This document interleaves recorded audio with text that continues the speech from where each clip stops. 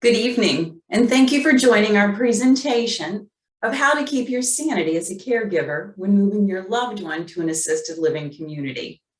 I'm Karen Carter, Director of Community Outreach for the Kensington Reston, an assisted living and memory care community located in Reston, Virginia.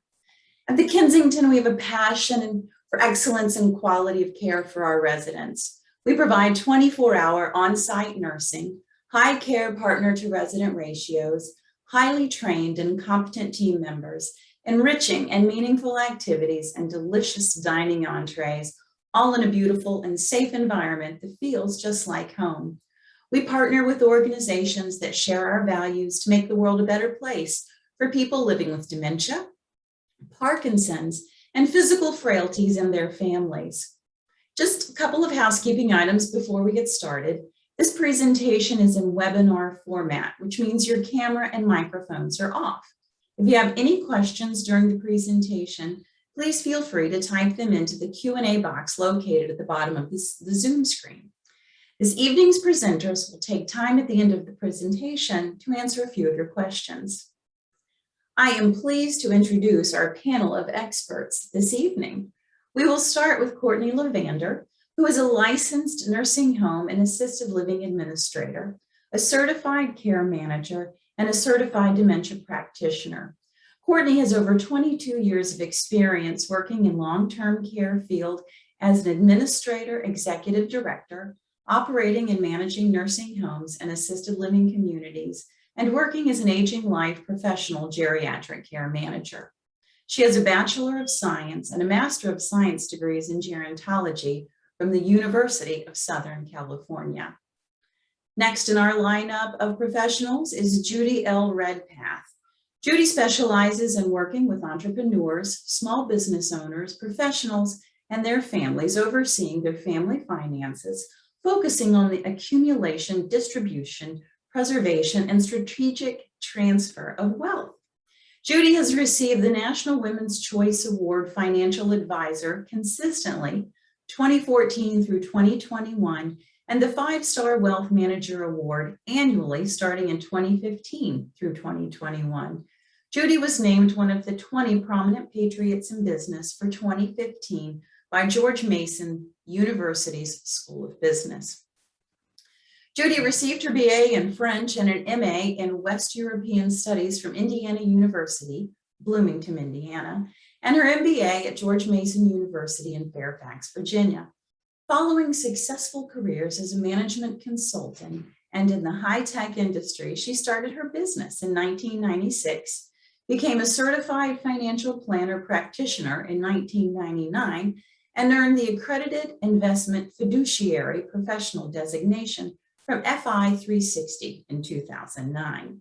She is a founding member of the George Mason University Financial Planning and Wealth Management Advisory Board and an avid supporter of local charitable and community organizations. Judy was born and raised in Denver, Colorado, and maintains her love of the West. She resides in the Herndon-Reston area, enjoys travel, music, cooking, the arts, photography, reading, nature, and watching college basketball. Next in our lineup is Lisa Geraci Rigoni. Lisa is owner and CDO, that would be Chief Declutter Officer, of the Organizing Mentors. Lisa has been helping her clients reclaim their space mentally and physically for more than a decade. The Organizing Mentors serve the Nova and DC metro area with a variety of services, including home organization, sorting, purging, estate cleanout, right sizing, selling and donating, aging in place, and relocation support. Since the COVID pandemic, they have included virtual organizing to their list of services and can now work worldwide. The Organizing Mentors hold the esteemed credential as Senior and Specialty Move Manager Certified by the National Association of Senior and Specialty Move Managers. Beyond organizing space, Lisa and her team mentors empower their clients to implement best practices and inspire confidence to make positive choices that enrich their lives and set them free from the habits that have kept their minds and spaces cluttered. Lisa is also a much sought after speaker, mentor, and author. The Organizing Mentors mission is to create a welcoming and comforting world by supporting individuals through the work we love with strength, commitment, and integrity. Our final panelist this evening is Richard Hampton.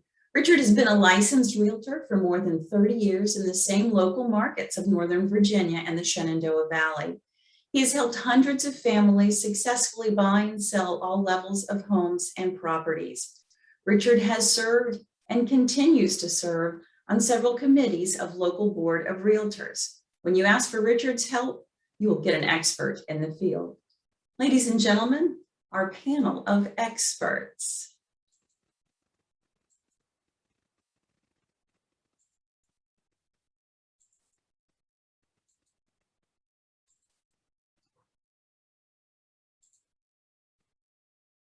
Courtney? Thank you, Karen, and thank you everybody for joining us tonight. We are delighted that you are here and hope this is a wonderful presentation for you. I wanted to start off and talk about what happens when aging in place becomes more of a burden than a blessing.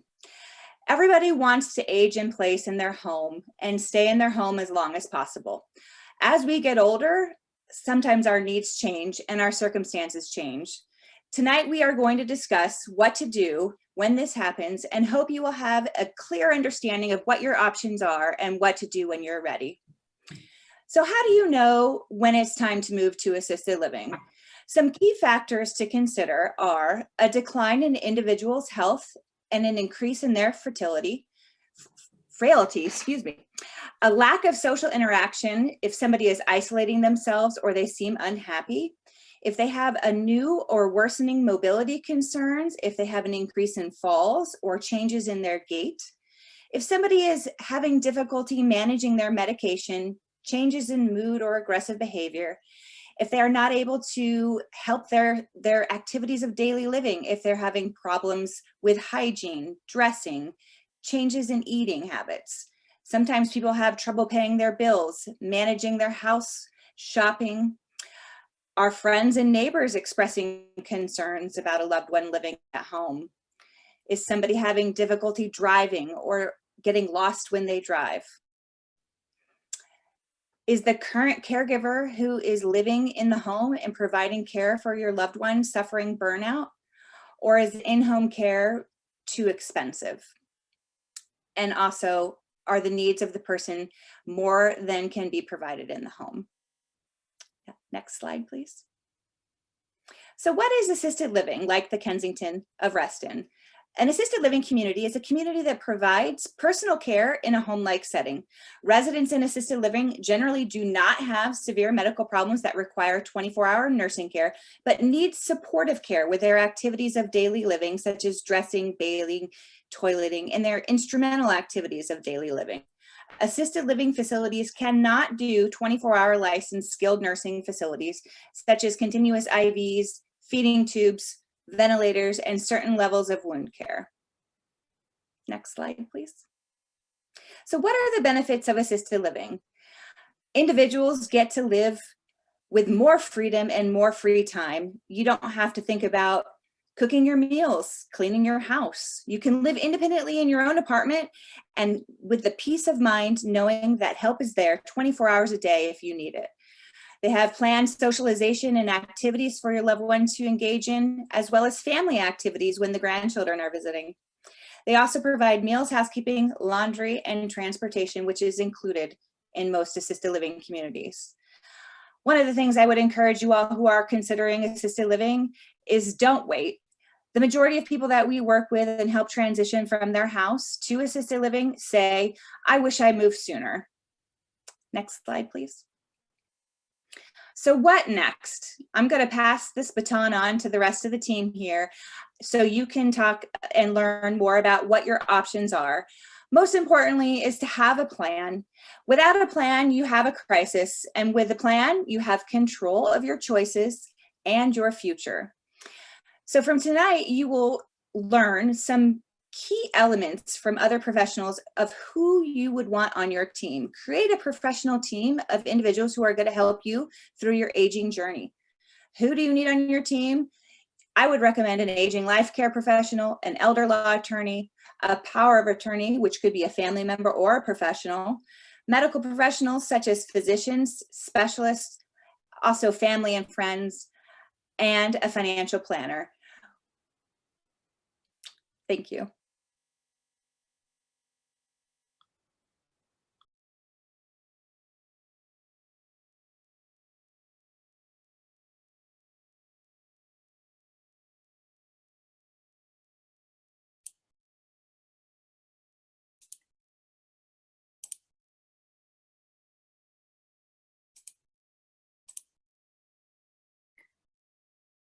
So Courtney has spoken about how to think about this from a capabilities perspective. How do you begin to plan? How do you think about when it might be time? And I want to ask you 3 questions. Consider 3 questions. If you don't come away with anything else in terms of the financial aspects, these are the questions you want to ask. The first one is, how will you pay for assisted living care? We're looking at income. What is your income when we're talking about this, or the income of the person for whom you're caring? Social Security, maybe a pension. Investment income. What about the opportunity for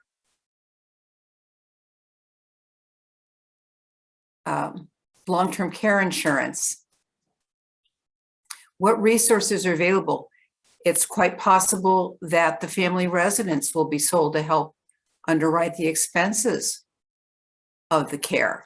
I'd like to echo one of the things that Courtney said and say that it's really important to think ahead. You don't really want to be in the situation where it's a crisis, but rather anticipate what might need to happen and think about how you want it to happen so that you have the most flexibility and freedom of choice. Because one of the things we're talking about here is quality of life, and it's very difficult to quantify that. So in addition to income and assets and help from family members or friends, one of the questions is, do you have long-term care insurance? We've had a number of clients who want to put off, if they do have the insurance, using it. And I'm here to tell you that the reason that you've bought insurance, if in fact you have it, is to use it when you move into assisted living or your family member moves into assisted living, and not delay that. It really can give you peace of mind and comfort that you can pay the bills. The second question is, who's available to help you with your finances? Is it a spouse? Is it a child? Is it a sibling? Do you need somebody to help you with bill paying? Because things get complicated. They can be overwhelming. So there are daily money managers, certainly a financial planner like myself can help with that, help you think about what to use, when to do it, how to set things up, how to put things into as automated a fashion as possible. But there are professional bill payers to help you with your finances as well. And one of the big questions is, how long will my money last? Because it's very possible that you may graduate from a lower level of care to a higher level of care over time. And when you move into assisted living, this is going to be your home prospectively for a long time. So not just what can you afford, but who's able to help you on a day-to-day basis, and how do you think about it? And the third question is, are your estate planning documents up to date? You may not think of this as a financial aspect of planning, but I can tell you from experience that most of the people I know want as much control over their environment, over their finances, over their choices, and their decisions for as long as possible. And one of the very best ways to do that is to make sure that your wishes are known. Or if you're helping a family member plan, to make sure that their wishes are known. Again, we're talking about powers of attorney, financial power of attorney, an advanced medical directive, making sure that a will and or trust is in place so that if and as it becomes more difficult for you or your loved one to make decisions, that it's understood and in writing what's important, who's important, and how you want things to be.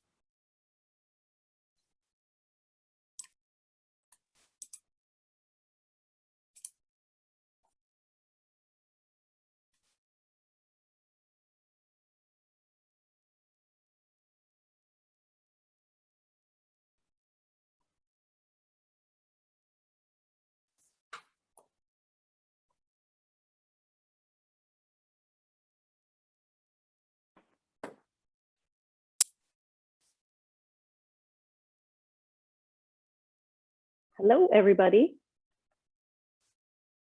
I think it's my turn. I am Lisa, and I own the Organizing Mentors.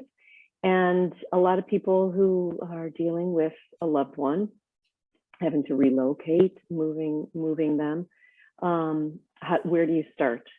We get that a lot. We are certified senior and specialty move managers. So we work with families, individuals all the time, trying to figure this out and navigate. So where do you start? How do you start the process of downsizing?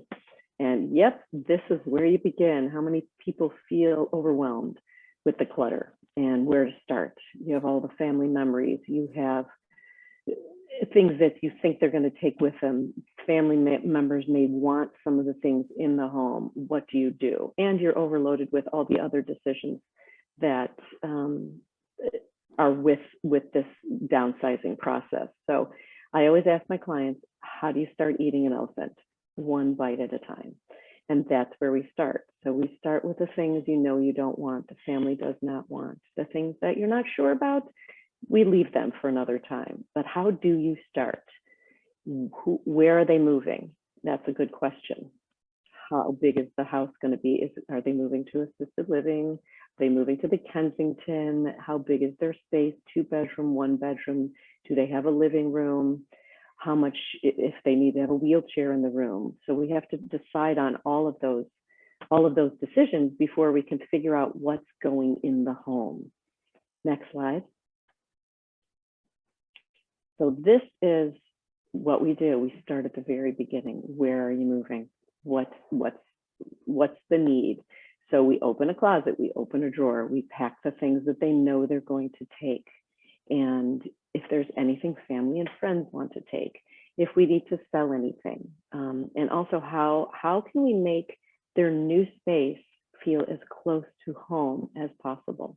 Some clients move from 5-bedroom homes with full basements that they've lived there for 50 years. So how do we bring that warmth and that homey feeling into their new space? We get to work and we try to recreate it as best we can. So when they walk in, they feel that homey feeling and say, okay, this is my new space. Not so much to take care of, but it still feels wonderful to them. And it also gives you peace of mind. It gives them peace of mind. And you know that their things will be taken care of also. The stuff that's left, we can sell, we can give to donations, and just try to find a good home for the things that the family did not want. Next slide. So this is often something that I think about, especially when we're moving people into a smaller space. So is what you own, if what you own doesn't create the life you want, why is it in your home? Some people feel like they just have to take it with them because it's the dining room table, but it's not going to fit. So if it's too much and you want to pare down and you need more space, we can't bring the dining room table. Maybe we can. We can't bring the 4 chairs. Maybe we can, but it has to fit the space. It has to fit mentally for them and physically.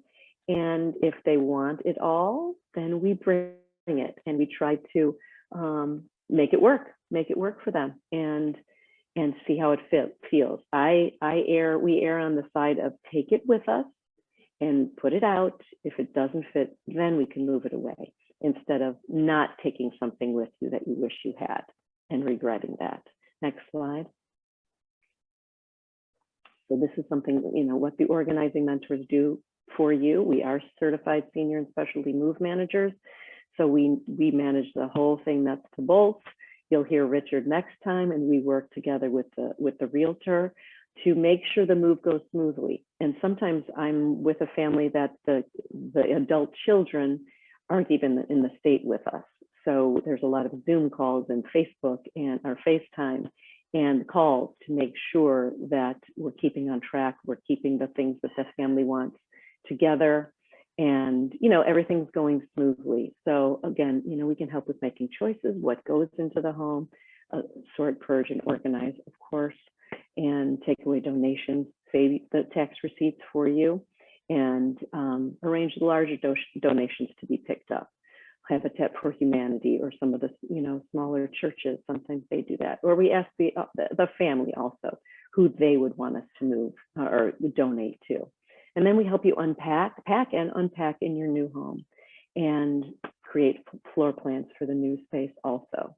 Next slide.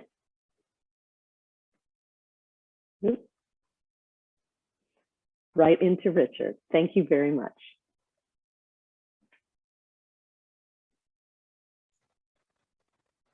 Okay, thanks, Lisa. And thank you, Karen, and the rest of the panel here for including me on this. It's an honor to be associated with such a prestigious retirement community as Kensington Senior Living and Kensington Reston here locally in Northern Virginia. As Karen mentioned at the start, I am a 30-year plus realtor, all in Northern Virginia in the Shenandoah Valley. I hold several different designations. The one most related to our meeting tonight is Senior Real Estate Specialist designation, which is a very challenging one to obtain, but I enjoyed the education tremendously and have held that designation for some time now. Many of my several hundred clients over the years have been, of course, what folks now call senior citizens. I count myself among those nowadays. But generally speaking, they're looking to sell for a number of different reasons. It could be that they're simply looking to downsize. Maybe they want to move to a warmer client. Maybe there's been a life-changing event and either they or their family is looking to move them into a senior community or assisted living community like Kensington. So by the time they get in contact with me or vice versa, it's frequent in those situations where I have frequently the case in those situations where I've already been contacted by someone like Lisa, who is running an organizing company and is trying to help the folks get their house and their things in order. But generally, the folks want to ask someone like myself, a licensee realtor, what are the first steps? What's, of course, what my house is worth and what my property's worth, all that stuff. And that's where I come in. Relating to the market right now, like October the 12th, 2021, things aren't quite as crazy as they were earlier this year, where you were getting just 20 and 30 or more offers on a property within the first 24 hours. It was active, if not before. But things are still quite active. My listings are typically not lasting longer than 5 days on the market, maybe 2 weeks at the most, but generally speaking, a week or less. Nonetheless, the offers that are coming in are fewer, and those that are coming in are also of a more rational bend, if you ask my opinion. And that means they are including home inspections where previously this year they were not. They are including a contingency for the appraisal of the property where previously most were not. So nonetheless, there's still a great deal of activity. And so if you or your relative were to have some thoughts of trying to make this happen prior to the end of this year, then certainly the market here, and in general, the market in Northern Virginia, pretty much any time of year, will accommodate you, and I'm happy to help. same as always, regardless of the situation, but especially in the case of senior citizens that on average stay in their homes a lot longer than folks in other demographic age ranges. And so as a result, what does that mean from a sell your home standpoint? Well, overall, what I see and what statistics nationally bear out, you got to update your kitchen. You got to update all the biggies, right? Kitchen, baths, the curb appeal of that. This is all if you want to maximize your sales price, which of course most people do. And if you're moving into a retirement community, generally speaking, you most certainly want to maximize your sales price of your current home if those funds are being used to help you move into that community. So, maximizing the curb appeal. If you've got landscaping that's dramatically overgrown, which is frequently the case as you get older, it's tougher to get out there and dig in the dirt and pull weeds and chop stuff back and keep on top of things. Just stay on top of things as far as your property goes, just like other things that these ladies prior to me tonight have already spoken about. So, but again, in order to help you in that process, there have been some marvelous things that have happened in the industry over the past 5 to 10 years or so. And those include an increasing number of contractors who work on improving properties in preparation for sale, who are willing or able or both to delay payment for their services until settlement. So you can shine up your home or your relative's home really nicely.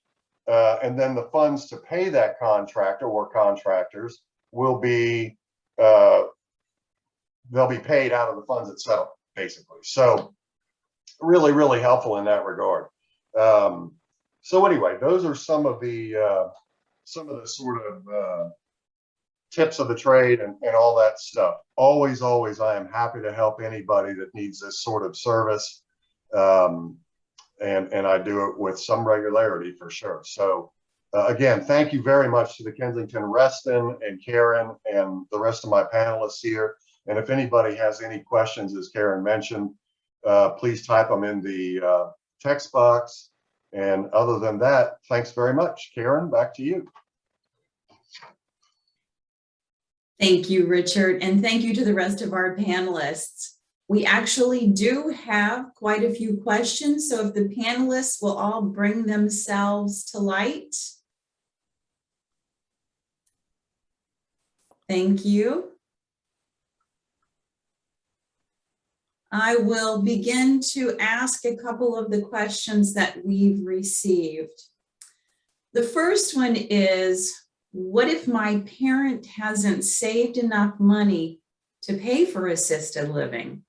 What are some of the other options? What can be done in the 11th hour to get this taken care of?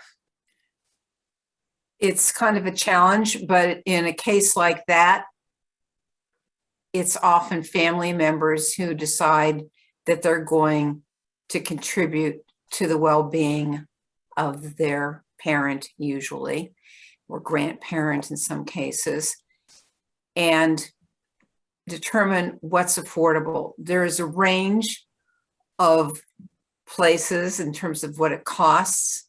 I would say that the Kensington, and having been there, is certainly on the more gracious living end, but there certainly are facilities, homes, organizations that cost less. So I think understanding what's affordable is important. And if it turns out it really isn't affordable, then it's a matter of working with an elder law attorney to determine how to take care of the finances so that when the money runs out, the family member is still going to be taken care of in a quality way. That's called Medicaid estate planning. It is not, Medicaid planning is really not optimal for any of us. And it's really one of the reasons why I said, start early. Don't wait till it's a crisis. Don't wait till you're ready to make the move. It's really part of retirement planning. And for those who haven't had the time to do that kind of retirement planning or the forethought to do it, then tomorrow's a good day to start. Good answer. Thank you. I'm assuming this next one must be for Courtney because it is, what is an aging life care manager and what are their duties? Yes, thank you. An aging life care professional is a health and human services specialist, gerontologist, social worker, nurse, physical therapy, somebody who works in the field of aging and health and acts primarily as a guide for families who are caring for their older relatives or loved ones. We often become the coach for the family or the team captain. We help them provide answers in times of uncertainty when people don't know what to do. We help our clients find their maximum functional potential. We support in a variety of ways. Our support is based on a care plan and an assessment that we do of our clients, and it's based on their needs. So we do assessment, care plan monitoring, planning, and problem solving. We help individuals age in place. We help individuals move to assisted living, coordinate it all. We actually don't do the physical part. We do family caregiver coaching and counseling. We do a lot of education about disease progression, Alzheimer's, varying types of dementia. One of the most important things about an aging life care professional is that we're part of a national organization, which differs than patient advocates or senior navigators or senior advisors. We meet stringent educational experience, and we are required to be certified, and we are also required to follow a code of ethics. So we do have several areas that we focus on. We focus on health and disability. We take people to doctor's appointments, coordinate with family members. We do a lot of crisis management, new diagnosis, or I'm in the hospital, where do I go? Things like that. Okay, all right, thank you. So Judy, your last commentary or your question was, I didn't save my money. So you prompted somebody to ask this. Well, I'm going to sell my home to help pay for my senior living. What's the best timing for that? And I would imagine Richard and Lisa, you probably have 2 cents for this question. Richard, I'm going to turn that over to you and then I can follow on. Go ahead. The best timing is frankly, I mean, folks around here in Northern Virginia are relatively fortunate. It has been by far a rarity in my career to see a bad time to sell a home. I mean, this area typically has a pretty strong buffer against economic factors that the rest of the country doesn't necessarily enjoy. And of course, a lot of that has to do with the fact of proximity to the US Capitol, center of money, the center of power, and the center of, defense contractors and military. And oh, by the way, Virginia has an election of some kind or other every single year. So locally here, we get kind of sick of the election television ads and newspaper and all that. But typically, of course, the best time of year is in the spring. Now that's the hottest market by far. But a pretty close second, I just said by far, but a pretty close second is fall or autumn, where we are right now. Now, once Thanksgiving hits, from then until, depending on how cold the winter is, and that does drive the market, usually until about March 1st or so, and then it cranks back up. So ideally, if you want the most people to see and be interested and actually be ready to purchase, you're going to shoot to have the property ready March 1st to March 15th to April 1st, somewhere in that sort of beginning of the hot market sweet spot. Okay.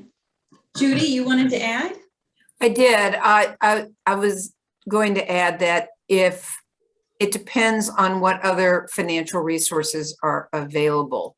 So if you can, as Richard suggests, time it to go into what we consider a sweet spot in the selling market, that's great. That means you have to have other financial resources to support and pay for care in the home, care to move, services, of a moving assistant, of an aging care manager, and then slot in the money from the proceeds of the house. It doesn't always work smoothly that way. So again, sitting down with a financial professional and with the team and really looking at what dollars are available from income, investments, other resources to carry through, even if it's, in some cases, people have to borrow from family members to get them through until they can actually get the proceeds from the sale of a home. Right. Okay, that makes Timing sense. is everything. And that's it. And so here we have another question. They've made the decision. They're going to be moving next spring, and they're very capable, but don't really have a plan or a system in place to get the work done. Is there anyone who could help us set up a plan? Who could answer that question? Would that be you, Lisa? That could be me, yes. And actually, even to piggyback on the other, it's kind of like this question, it kind of goes into it. People that wait, they know they want to move, they're anticipating, start now, call us now, start going through your stuff, because some of it's very emotional. And you don't want to wait till 2 months before you have to put the house on the market, because there's the financial, there's dealing with this and dealing with that and finding a place to live, all that. And also, if you're doing it next spring or even next year, if there's things that we could possibly sell for you, there's a little money you can have, even to pay for the movers or pay for our services, things like that, so it's not all at one time you get these huge bills. And then for this question, we come in, we start wherever the client is.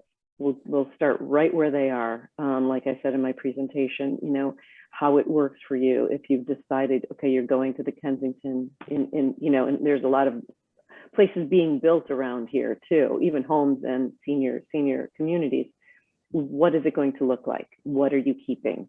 And the sooner you start, like Judy said, if you're thinking about it now, start like tomorrow. And some people are like, I should have done it yesterday. Once you start thinking about it, just start doing it, because there's only going to be a benefit, and your stress level is going to be a lot lower than what it was if you wait too long. So if you start doing it in the spring, if you're moving, you're moving in the spring, start now. Start actually finding your resources in your team, like Judy said. Find the team of people that you trust that can just manage your move and help you through this. Thank you. Excellent advice. And I agree. If there's one nugget of gold that comes from this presentation, is you've got to have a team. Don't even think you can do this by yourself. That it just feels overwhelming, even to bite that elephant one mouthful at a time. It would certainly be nice to have some people help you chew every now and again. That being said, I would like to thank our panelists for their time this evening and for their expertise. I would like to thank those of you who have joined from wherever you may be zooming in for this presentation. As we conclude this presentation, I'm going to post a slide that has all of these experts' contact information. And if you need help, there's no harm in picking up the phone or sitting down at your computer and dropping an email. You never know what the outcome might be. So again, thank you all for your time, and I hope you have a great evening. You too. Thank you. Thank you.